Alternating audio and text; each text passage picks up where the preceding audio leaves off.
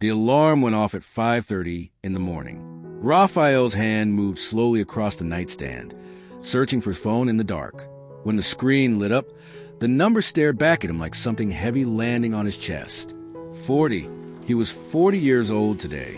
He lay still for a long moment, listening to the silence of a small house in San Antonio, Texas. The ceiling fan turned slowly above him, making a soft sound he had stopped noticing years ago. He used to wake up on his birthday to the smell of his mother's tamales and the sound of her singing from the kitchen. She had passed away 2 years before, and the house had never felt the same since. His ex-wife, Sandra, had not called on his birthday since the divorce 3 years ago. They had agreed to keep things civil for the sake of the children, and civil meant distant. He thought about his daughter, Valentina, 8 years old, and his son, Miguel, 10. Maybe they remembered. He whispered the words to himself in the dark, not quite believing them. He had been doing everything alone for so long that hope felt like something borrowed.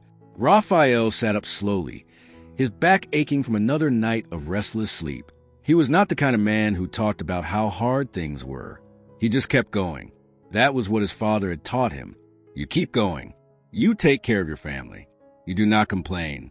So he got up, splashed water on his face, and looked in the mirror. The man looking back at him seemed older than 40. The morning routine in Raphael's house was controlled chaos. Before he could finish brushing his teeth, Valentina was already standing in the hallway, complaining that Miguel had taken her hairbrush without asking. Miguel shouted from his room that she was lying. Raphael closed his eyes for 3 seconds, the way he always did before walking into the noise. He stepped out of the bathroom with a calm voice he did not feel.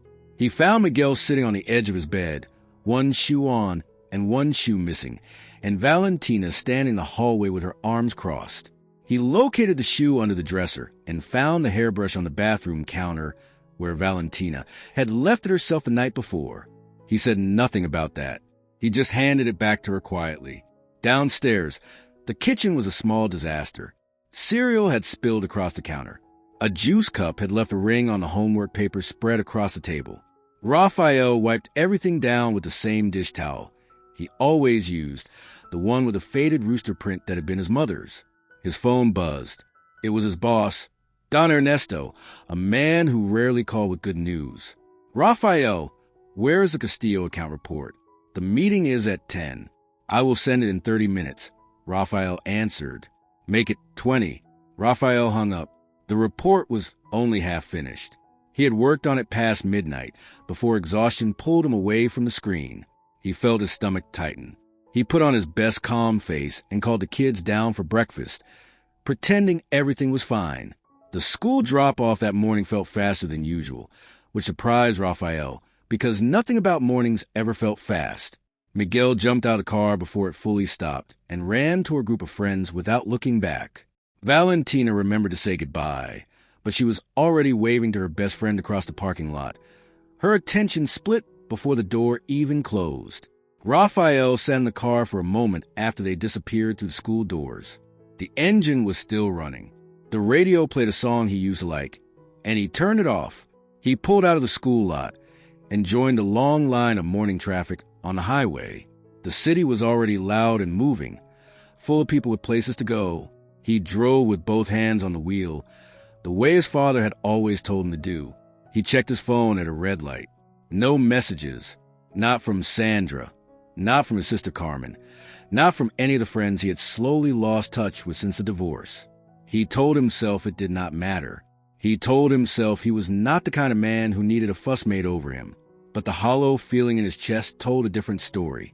40 years on this earth, and the day was passing like any other Tuesday. He merged onto the freeway and focused on the road ahead. The Henderson report waited at the office. Don Ernesto waited. The day waited. Raphael kept his eyes forward and drove. The office building where Raphael worked was a 5-story structure near downtown San Antonio, with parking that always smelled like motor oil and old coffee. He took the stairs instead of the elevator because the elevator was slow and because he needed a moment to collect himself before facing the open floor plan and the buzzing of phones and keyboards. His desk was near the window, which on a good day gave him a thin view of a strip of blue sky between 2 taller buildings. He liked that view. It reminded him that there was something bigger than spreadsheets and phone calls. He sat down, opened his laptop, and went straight to the Castillo report. His fingers moved quickly. He had done this kind of work for 11 years, and he could finish a report half asleep, which was almost a condition he was in.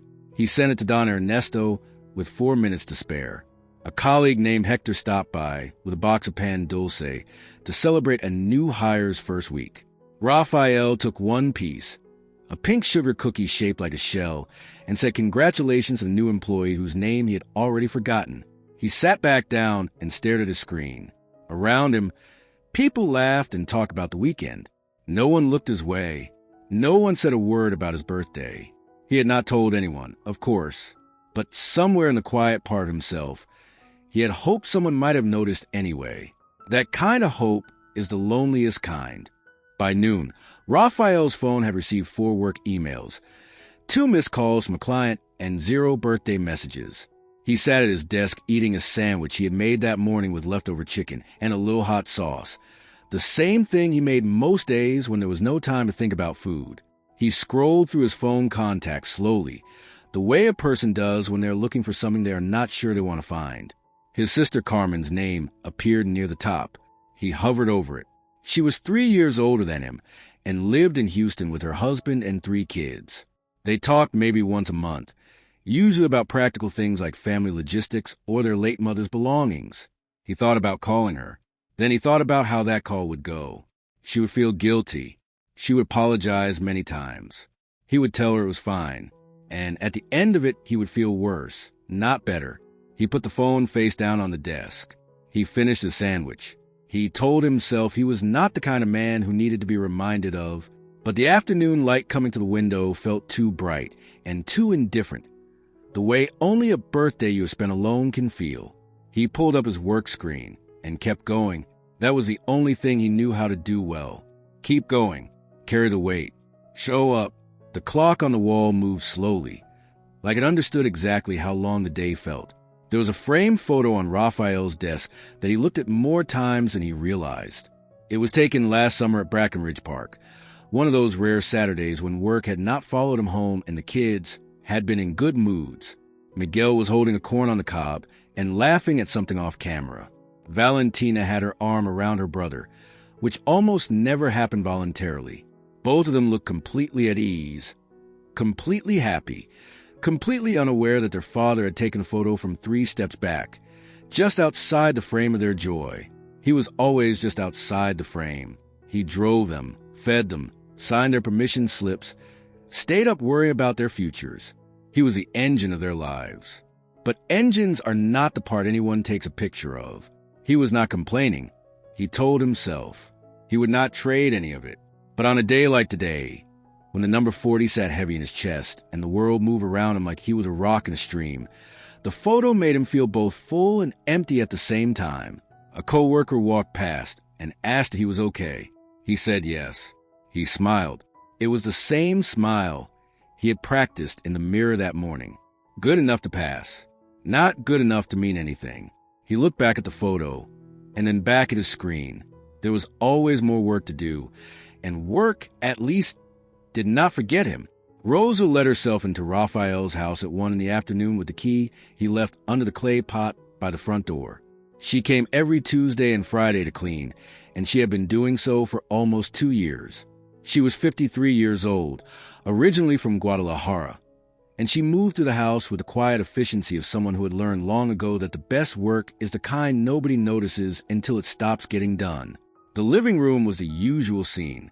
Toys near the couch. Backpacks dropped in the hallway. A cereal bowl still sitting on the coffee table. She picked it all up without judgment. Families were messy. That was not a flaw. That was just life moving through a space. She worked her way through the living room and into the kitchen, washing the morning dishes and wiping the counters. Then she moved to the hallway where Rafael kept a small table by the door for his keys, his wallet, and the random things that accumulated in a busy man's pockets. She was dusting the table when she noticed the wallet had fallen open on the floor. She picked it up carefully to set it back in place. And that was when she saw it. The edge of a driver's license, the date of birth printed clearly, March 13, 1986. She did the math without trying. Today was his birthday. He was turning 40 years old today. Rosa stood still in the hallway for a moment, looking around the quiet house with completely new eyes. Rosa walked slowly from room to room after that, seeing everything differently. She checked the mantel in the living room. No birthday cards, no decorations, no sign that anyone in the world had acknowledged the day. She opened the refrigerator, not to judge but to understand. Half a gallon of milk, some eggs, a container of leftover rice and beans from 2 nights before. No cake, no special food set aside. Nothing that said today was different from any other day. She moved to Raphael's small home office, which she always cleaned last because it was the most personal space in the house.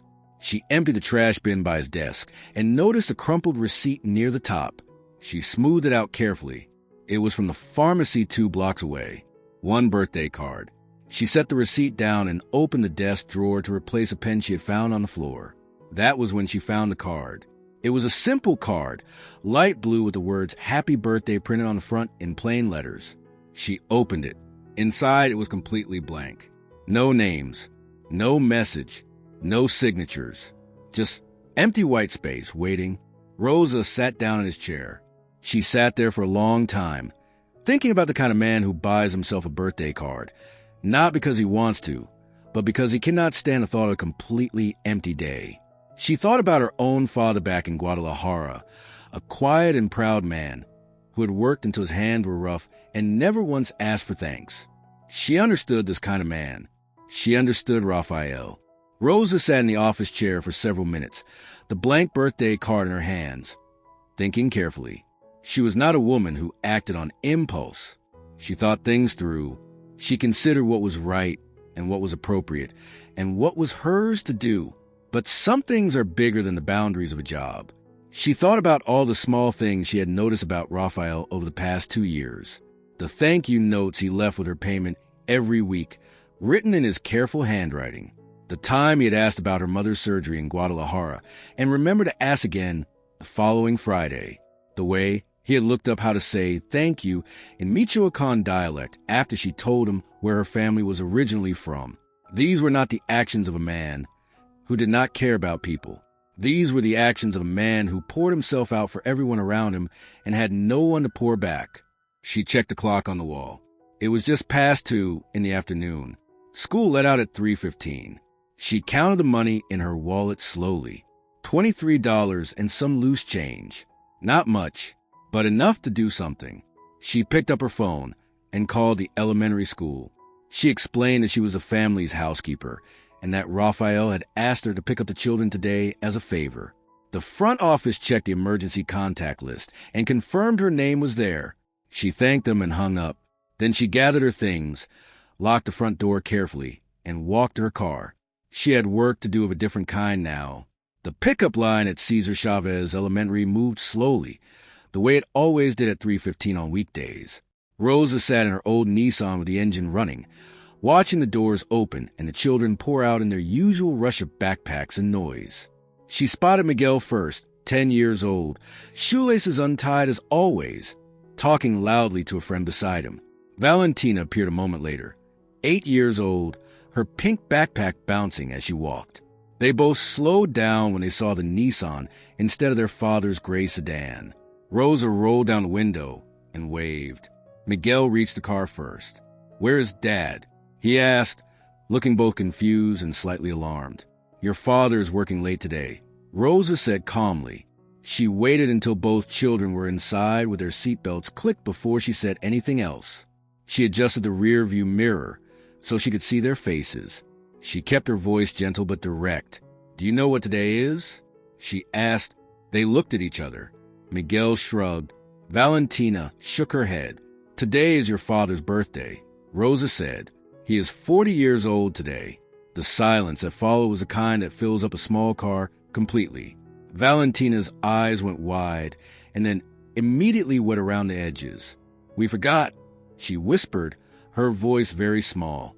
"I didn't even know," Miguel said. He was looking down at his hands in his lap. "The way boys do when they feel something they don't have words for yet." "It's not too late," Rosa said. "We still have time." Let's go. The grocery store 2 blocks from the school was a mid-sized Fiesta Mart that smelled like fresh tortillas and cleaning product. Rosa guided the children through the sliding doors and handed Miguel a small basket. They had a tight budget.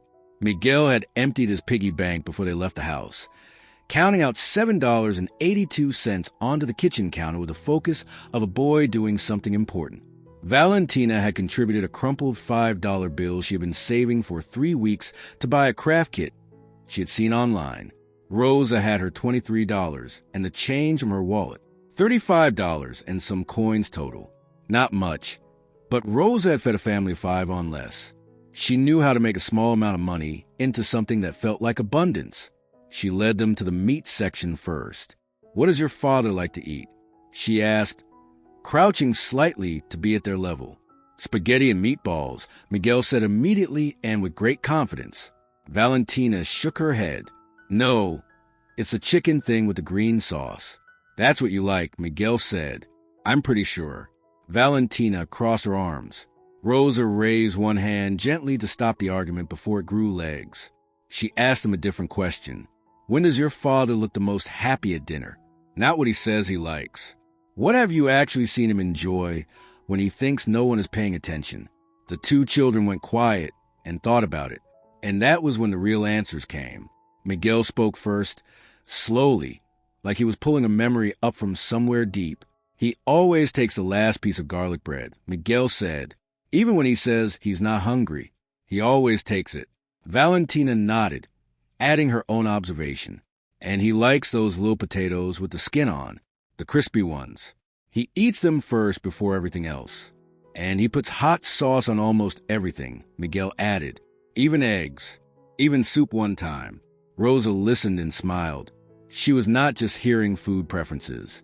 She was hearing 2 children who had been paying more attention to their father than anyone, including perhaps Raphael himself, had realized. She guided them through the store with purpose. A small roasting chicken from the cold case, a bag of baby potatoes, a head of garlic, and a good loaf of bread for garlic toast. A bottle of the hot sauce she had seen in his refrigerator a dozen times. And for dessert, a chocolate cake mix and a tub of chocolate frosting, because some things do not need to be complicated to be good. At the register, they laid everything out carefully and counted the money. The total on the screen read $34.57. They were $3.75 short.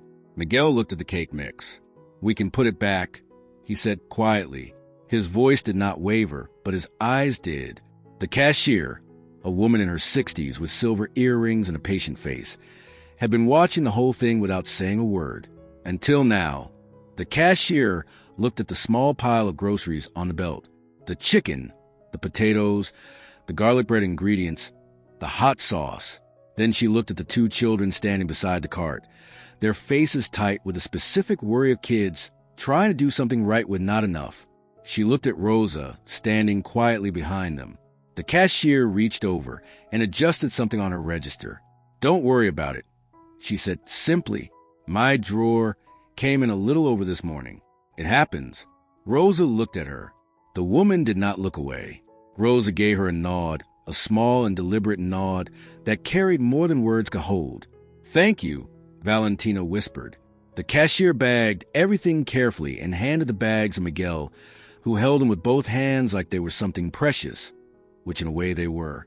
Outside in the parking lot, the sun was already tilting toward evening. They had maybe 2 hours before Raphael came home. Rosa loaded the bags into the Nissan while the children climbed in. She started the car and pulled onto the street. She drove with the focus of someone who had a plan. Back at the house, she unlocked the front door and moved straight to the kitchen. She turned on the oven and began pulling pots and pans from the cabinet she had organized herself 6 months ago. Miguel stood beside her immediately, wanting to help. Valentina tied a dish towel around her waist like an apron, without being asked. The kitchen filled with the sound of running water and the smell of something beginning. It felt like the right kind of busy. Rosa showed Miguel how to wash the baby potatoes under cold water and dry them with a clean towel before tossing them with olive oil and a little salt. She showed Valentina how to measure the ingredients for the cake batter and stir them together without splashing. Miguel took the garlic bread assignment with complete seriousness. He pressed the butter into each slice with the focused expression of a 10-year-old who understood that this was important work. Valentina mixed the chocolate batter slowly, her tongue pressed between her teeth in concentration. When a small amount splashed onto her cheek, she left it there because she was too busy to care. Rosa seasoned the chicken and slid it into the oven. She set a timer on her phone. Then she stood back and looked at the two children working in the kitchen of their father's house, making dinner for a man who had never once asked them to do anything except their homework and brush their teeth at night. She felt something move through her chest that she did not try to name. She just let it be there. When the food was in the oven and the cake was resting in its pan, Rosa cleared the kitchen table and set out construction paper, markers, and a bottle of school glue she found in Valentina's backpack. "Now for the card," she said. The children sat down immediately, elbows on the table, already reaching for the markers. She sat across from them. "This one you make yourselves," she told them. "No instructions, just what you feel." Miguel chose a dark blue marker and started drawing a rocket ship in the upper corner of the card. He explained without looking up that his dad always said the sky is not the limit, which was the kind of thing Raphael said when Miguel told him about a big idea, and Miguel had been storing that phrase somewhere safe ever since. Valentina chose red and yellow markers and began drawing their family. She drew Raphael tall in the center, then herself on his left side, then Miguel on his right. She gave all of them enormous smiles. She added a dog even though they did not have a dog, because she thought the picture needed one. When Rosa asked what they wanted to write inside, both children went quiet. Rosa did not rush them. She simply said, "From your heart, what do you want him to know?" Valentina pressed her lips together, thinking hard. "That he's the best dad," she said finally, "even when he's tired, because he's always tired, but he still shows up." Miguel looked at the table for a moment. Then he said, more quietly, "I want to say sorry." "For what?" Rosa asked. He looked up. "I broke his watch last spring, the one his dad gave him, and I blamed the dog. We don't have a dog." The admission hung in the kitchen air, honest and small and brave. Rosa nodded without making it a big thing. "Then write that," she said simply. The children worked in silence after that, their markers moving across the paper with great care, the only sound in the kitchen the scratch of drawing, and the low hum of the oven doing its job. The card was not neat. The letters in Miguel's handwriting leaned in different directions. The glue Valentina used on the decorations made the paper buckle in two places. The rocket ship overlapped slightly with the family portrait. But inside that folded piece of construction, paper lived something that no store on any street in San Antonio could have sold. Words written by children who were telling the truth for the first time about how much they saw and how much they felt and how sorry they were for forgetting. Rosa read it once, silently, while the children were checking on the potatoes. Then she folded it closed and set it on the counter near the cake. She set the kitchen table next the way her own mother had taught her to set it for guests. Not paper napkins, but cloth ones, which she found folded neatly in the third drawer. Not the everyday plates, but the good ones in the cabinet above the refrigerator. The white ceramic plates with the simple blue rim that Raphael had never once taken down since she had been coming to this house. She found a small glass jar and went out to the front yard where some bright yellow marigolds grew along the fence line. She cut 3 stems and put them in the jar with water and set it in the center of the table. Valentina saw this and stood very still for a moment, looking at the table as if she were seeing the house differently.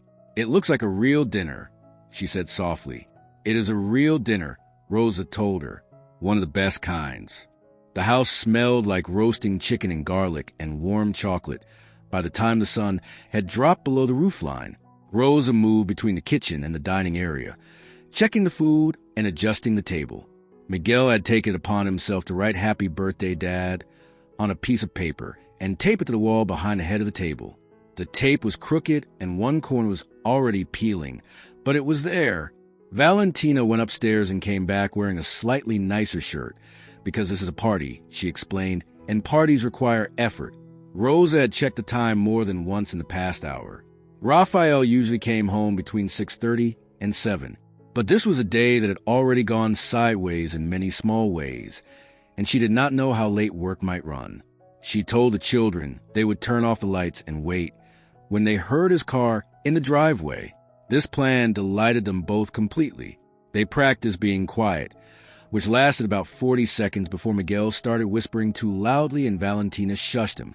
Rosa let them run through the moment once, just so they could get the energy out. She told them it had to feel real when the time came. Valentina nodded with the gravity of someone accepting a serious responsibility. Miguel promised to be quiet. They ate a small snack to keep from being hungry, and then settled into the living room to wait. The oven kept the food warm.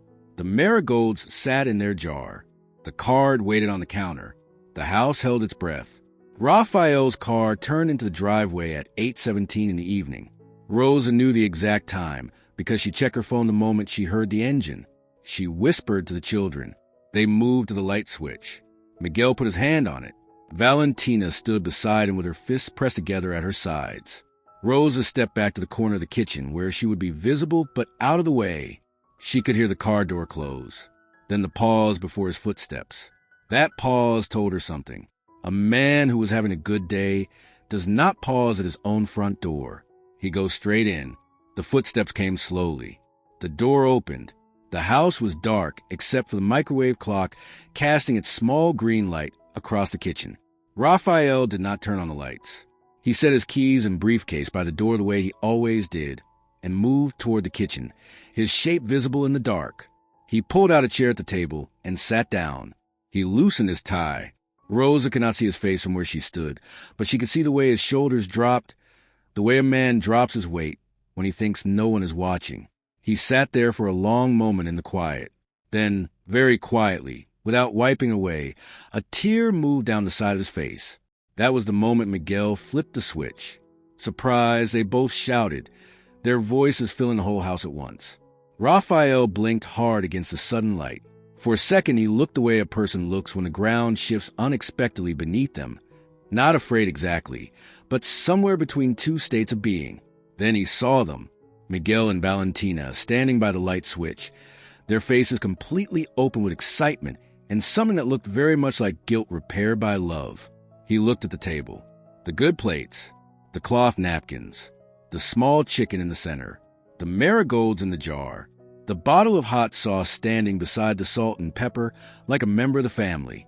He turned and saw the cake on the counter, chocolate frosting applied thickly and slightly unevenly, the words "Happy Birthday, Dad" written in what appeared to be the handwriting of both children combined.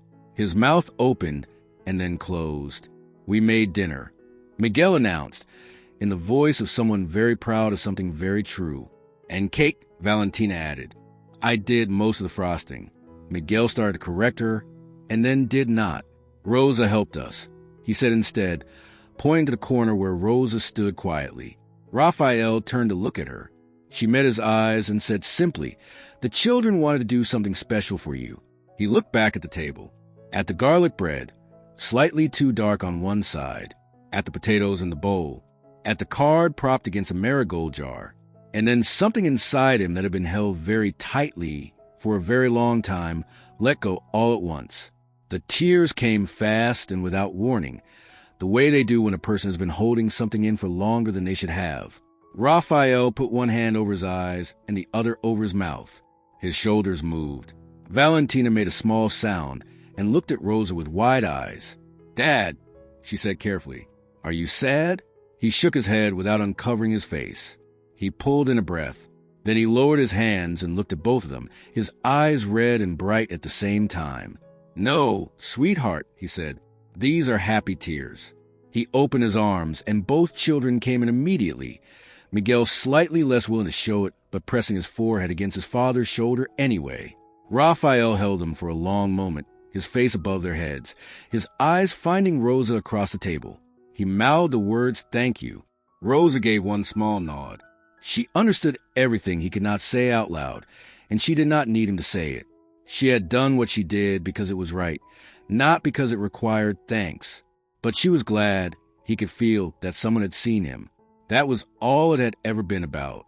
This story, and others like it, is exactly what the channel Addictive Stories was built to share.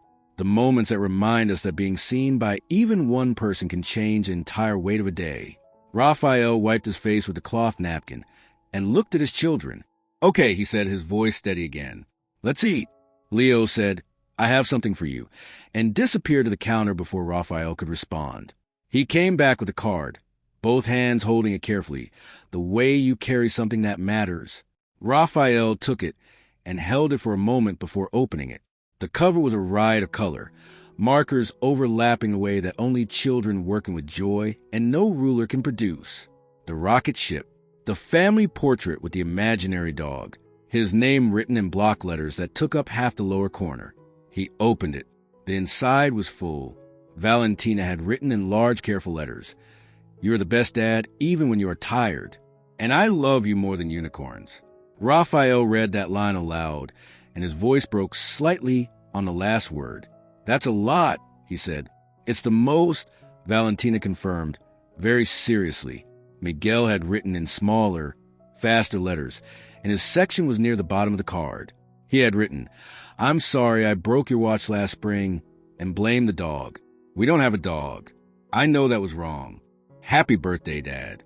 Raphael read this twice. He looked at Miguel. Miguel was looking at the table. Raphael reached over and put his hand on top of his son's hand. "Hey," he said, "thank you for telling me." Miguel looked up. His face was doing the complicated work that 10-year-old boys' faces do when they feel something big and don't know where to put it. Raphael squeezed his hand once and let go. Then he set the card against a jar of marigolds where he could see it while they ate. The dinner was not perfect in the technical sense. The chicken was a little dry in one part near the breast. The potatoes on the bottom of the bowl were softer than the ones on top.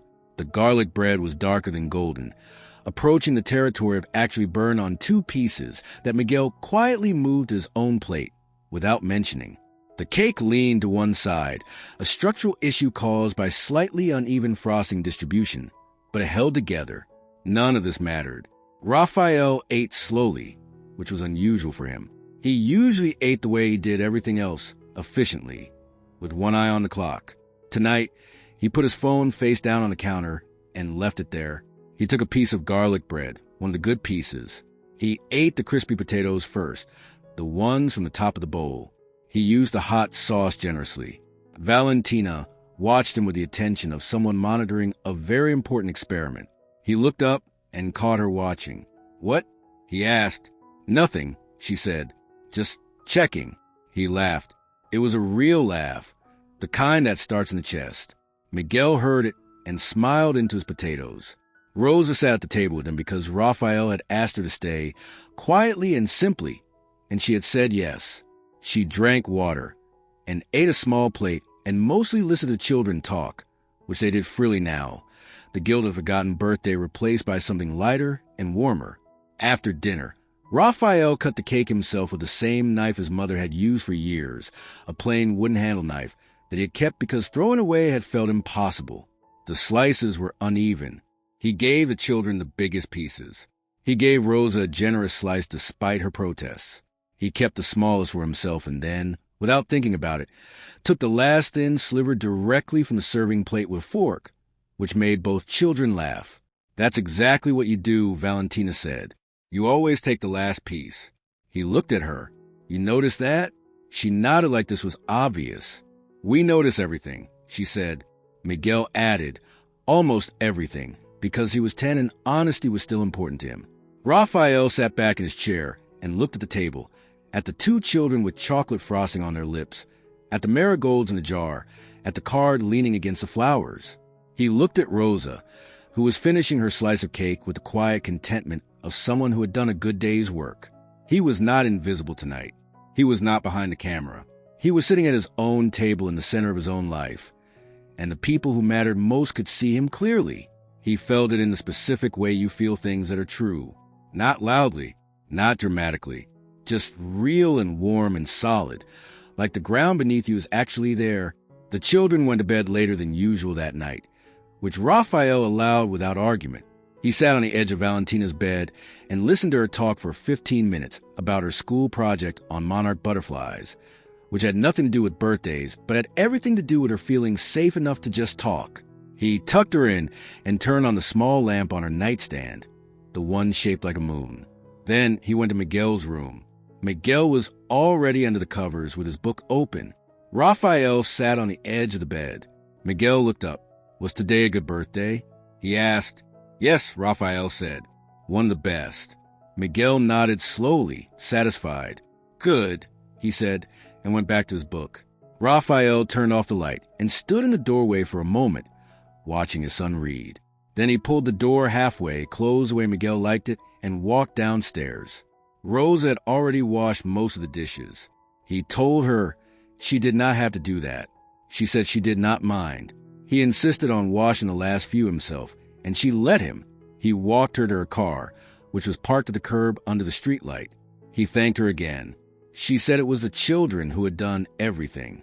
He knew that was only partly true, but he accepted it the way it was offered. She drove away, and he stood on the sidewalk for a moment in the cool night air before going back inside. Back in the house, Raphael turned off the kitchen light and stood in the quiet. The dishes were clean. The leftover chicken was wrapped and in the refrigerator. The cake, what remained of it, was covered loosely with plastic wrap and sitting on the counter. The marigolds were still in their jar. He picked up the birthday card from the table and carried it to the living room, where he set it on the shelf above the television, leaning it against the wall so he could see it.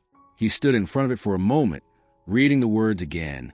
You are the best dad, even when you are tired. I'm sorry I broke your watch. I love you more than unicorns. He thought about the day, the alarm at 5:30, the empty phone, his boss, the traffic, the office, the hollow feeling, and then the lights coming on, the faces of his children, the chicken and the potatoes and the garlic bread and the lopsided cake and the marigolds from the front yard and a woman who had noticed what no one else had bothered to see. He sat down on the couch. He did not turn on the television. He just sat in the quiet of his house, which did not feel empty the way it had this morning. He thought about his mother, who would have called today. He thought about the man he was at 40, tired and still going, imperfect and still showing up. He decided that was enough. That was, in fact, quite a lot. There is a particular kind of tiredness that has nothing to do with sleep. Raphael knew this kind well. It is the tiredness of being the one who holds everything in place, the one who calculates the distance between what is needed and what is possible, the one who wakes up early and stays up late and fills in all the gaps in between. Providers carry this weight so quietly that even the people who love them most sometimes stop noticing it is there. This is not a complaint. Raphael would not have described it as one. He would have said he was fine, that things were manageable, that his kids were healthy and his job was stable, and he had no right to feel anything other than grateful. But there are things we carry that we do not give ourselves permission to name. The loneliness of being unseen, the ache of giving without receiving, the particular sadness of a birthday that passes like any other day. These are real things. They deserve to be spoken out loud. On this channel, Addictive Stories, we tell these stories because they belong to more people than just Raphael. They belong to single fathers working double schedules, to mothers who eat the smallest portion at dinner, to caregivers who postpone their own dreams so that someone else's can keep growing, to every person who has ever looked at their phone on a significant day and found it silent. Your invisible labor is not invisible to everyone. There are always people who see you, even when you cannot feel it. The morning after his birthday, Raphael woke up at 5:30 again. The alarm went off in the same dark room. His hand found the phone, but this time, before he sat up, he looked at the nightstand where he had placed the birthday card before going to sleep. He had brought it upstairs. He did not ask himself why. He just had. He lay still for a moment, the same way he had the morning before, but the hollow feeling was not there. In its place was something quieter and more solid. He thought about Rosa in the grocery store, guiding his children through the aisles with $23 and a plan. He thought about Miguel counting out $7.82 from a piggy bank. He thought about Valentina giving up her $5 bill without hesitating once she knew why it was needed. He thought about the cashier with the silver earrings who adjusted her register without making a thing of it. None of these people were obligated to give him anything. They did it because they chose to, because people still do that, because kindness is not as rare as the hard days make it seem. He sat up. He put his feet on the floor. The house was still quiet, but would not be for long. He stood and went to the window and looked out at the street, where the early light was beginning to come through in thin strips between the houses. 40 years old and one day, still going, still here. He went to start the coffee. The story of Raphael's 40th birthday is not unusual. Versions of it happen every day in cities and towns across this country, in apartments and small houses where one person is doing the work of two, where children are growing up inside a life their parents built entirely out of effort and love and very little else. What is unusual is what Rosa did, not because it was difficult or expensive, because it was neither of those things. What was unusual is that she paid attention. She saw a man's birthday on a driver's license, and instead of setting the wallet back on the table and moving on with her day, she stopped. She asked herself what she could do. She made phone calls and spent her own money and her own time and gave two children the chance to be the kind of people their father had raised them to be. This is a part of the story that deserves to be held carefully. Kindness at this level does not require resources. It requires only the willingness to look up from your own life for long enough to see someone else in theirs. We spend a great deal of time waiting for the big gesture, the grand surprise, the lavish gift. But the most lasting kindness usually comes wrapped in something much simpler. A phone call, a meal cooked in someone else's kitchen, a card made from construction paper and markers, and the honest words of children who loved their father more than he knew. Miguel and Valentina did not forget their father's birthday the following year.